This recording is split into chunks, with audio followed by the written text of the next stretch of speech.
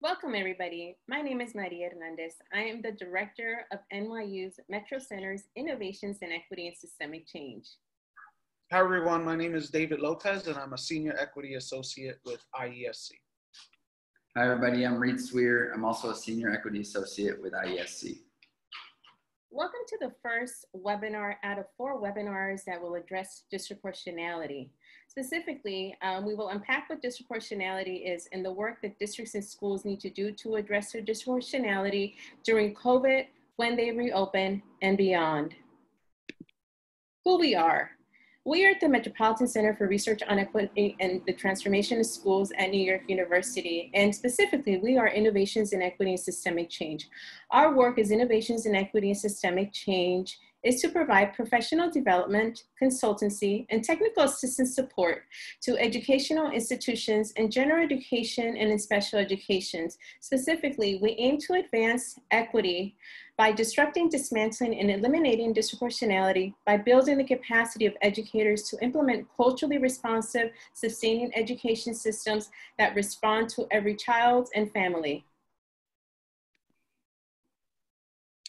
So before we really dive into our 4 series, we need to have a common understanding of what disproportionality is. And we always like to start with the U.S. Department of Education's definition. The U.S. Department of Education defines disproportionality as the overrepresentation of a specific group in special education programs or disciplinary outcomes relative to the presence of this group in the overall student population, right? So what they're saying is they really use math to say, this is how much a group of students make up at your school or your district, and this is the percentage that they make up in an outcome, right? Often they will look at special education programs or disciplinary outcomes. But disproportionality is really 2 sides of the same coin, right? So beyond just the overrepresentation, we need to make sure that we focus also on the underrepresentation of specific groups in an outcome, right? So that can be accessing intervention services, resources, what percentage does that population make up in AP honors courses, and so on.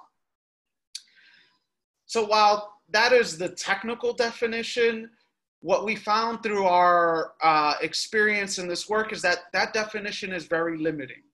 That definition does not provide us with an understanding of any of the possible root causes of disproportionality. It seems the US Department of Education would make it seem as it's a simple math issue, right?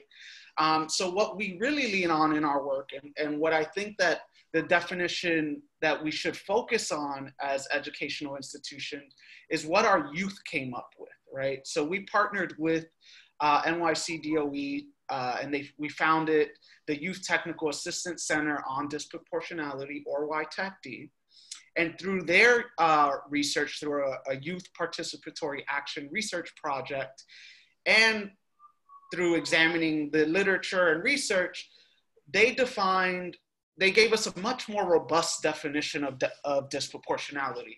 And YTACD defines disproportionality as the outcome of institutionalized racism and bias that result in discriminatory beliefs, policies, and practices which negatively affect historically marginalized groups in contrast to privileged groups.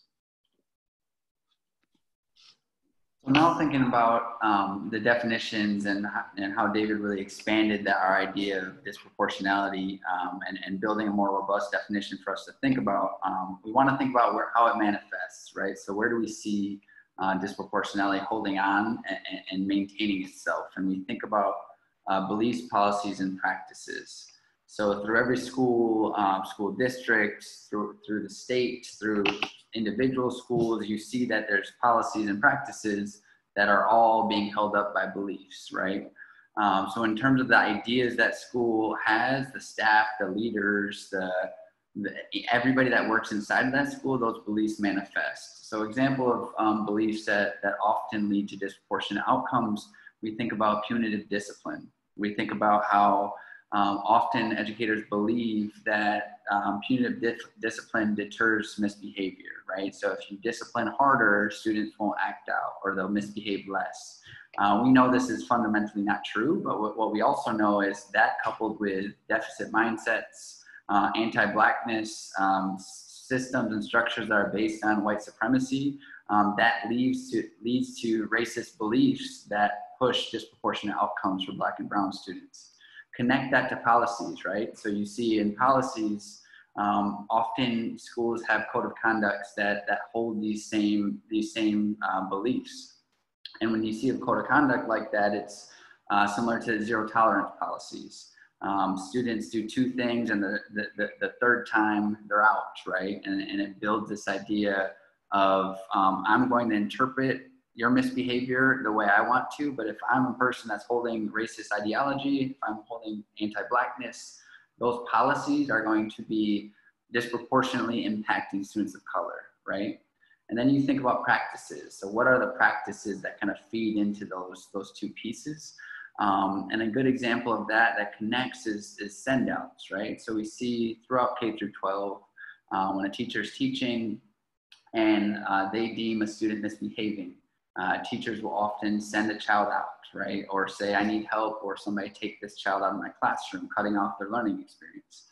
Whatever that is deemed send-out worthy is imbued by all these beliefs that we already talked about, right? And often you see a racial mismatch happening with white teachers, which is predominantly our teaching force, really reacting in ways that are sending more students of color out disproportionately to white counterparts.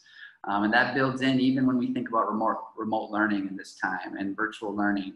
What does it mean to not have all your students on the Zoom, not have all your students in the Google Classroom, or mute a student? All of that is built and creates disproportionate outcomes and cuts off learning and academic outcomes that we see in students of color down the road. So thinking about in your space, in your district, in your schools, how can you unpack disproportionality through beliefs, policies, and practices, and recognizing that there's a thread that moves throughout, and really identifying where that is important to take steps to move forward in terms of creating a space that's safer and more welcoming. So we're gonna think about how do we build off this? So we have some definitions, we have a way of thinking about where disproportionality exists. And in our second part, we're gonna really think about collecting data. I think a lot of the pandemic had brought this idea of like, oh, what data is out there? And if we're not looking at the right data, we're gonna see systems that continually perpetuate disproportionate outcomes. So we look forward to seeing you for the second episode of this webinar, and hopefully we can continue to build on what we've learned today. Thank you all.